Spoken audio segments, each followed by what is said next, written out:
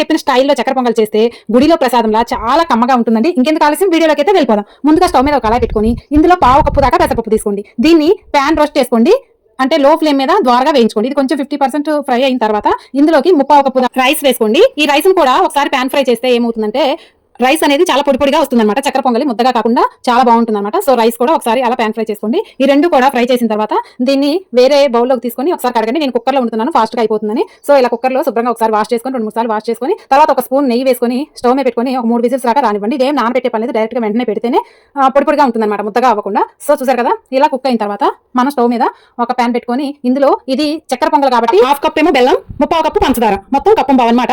మీకు పంచదార అవాయిడ్ చేయాలనుకుంటే మొత్తం బెల్లం వేసుకోవచ్చు, లేదా బెల్లమే 1/4 కప్ వేసుకొని 1/2 కప్పు దాకా పంచదార వేసుకోవచ్చు, మీ ఇష్టం. అలా వేసుకొని కొంచెం పొంగు వచ్చి తీగ పాకానికంటే ఎక్కువ, ముదురు పాకానికంటే తక్కువ, అలా కొంచెం తిక్కగా అయిన తర్వాత ఆ పాకాన్ని రైస్ లో కుమ్మరి చేసుకోండి. దీన్ని కొంచెం దగ్గర పడే వరకు లో ఫ్లేమ్ మీద మాత్రమే కొంచెం సేపు ఉడకనివ్వండి.